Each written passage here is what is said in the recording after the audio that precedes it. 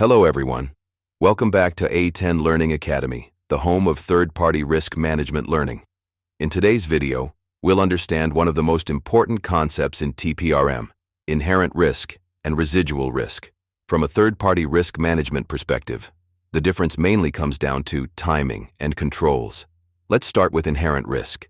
Inherent risk is the level of risk a third party pose before any controls or mitigations are applied. In simple terms, it answers this question: if we did nothing to reduce risk, how risky is this vendor relationship?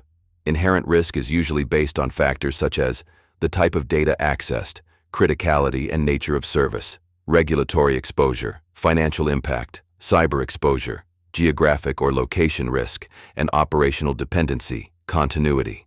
For example, imagine a cloud vendor hosting customer PII and access to payment data, even before reviewing their security program. That vendor may already present high cyber and privacy risk, high compliance risk, and high operational and continuity risk. That is inherent risk. Now let's understand residual risk. Residual risk is the risk that remains after controls, safeguards, and mitigations are evaluated. In simple terms, residual risk answers this question after considering existing controls. How much risk still remains? Organizations evaluate controls and effectiveness such as SOC 2 reports, ISO 27001 certification, encryption, multi-factor authentication, service-level agreements, business continuity plans, cyber insurance, contractual clauses, and ongoing monitoring processes. Let's go back to the same cloud vendor example. Suppose the vendor has strong security controls, independent audits, redundancy mechanisms, and a mature incident response process. Those controls may significantly reduce the overall risk exposure, so the final remaining risk becomes medium residual risk, or even low residual risk. That remaining exposure is called residual risk. Here is a simple formula used in TPRM. Inherent risk minus control effectiveness equals residual risk. Now let's look at this from a TPRM lifecycle perspective. During vendor onboarding, organizations perform inherent risk assessments. During due diligence, organizations evaluate controls. During risk assessment, organizations determine residual risk. And during ongoing monitoring, organizations identify and track changes to residual risk over time. Let's make this even simpler with a real-world analogy. Imagine driving a sports car during heavy rain. The inherent risk is the dangerous driving condition itself.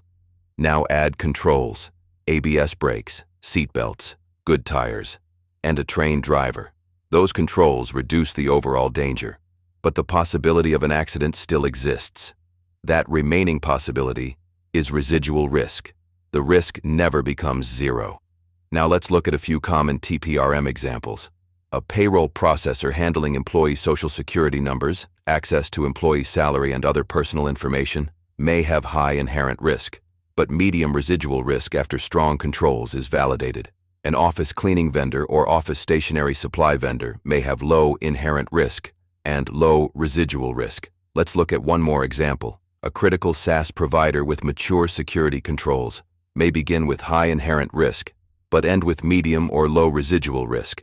However, a startup vendor with weak cybersecurity controls may remain high risk, even after assessment, meaning high inherent risk and high residual risk.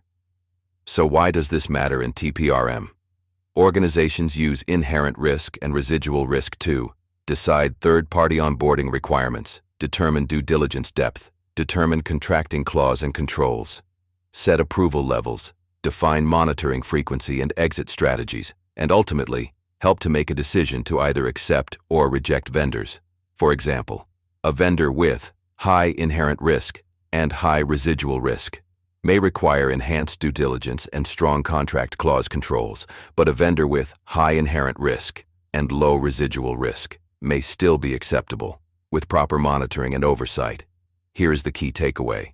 A vendor can have high inherent risk because of the nature of the service being provided, but low residual risk if the vendor's controls are highly mature and effective.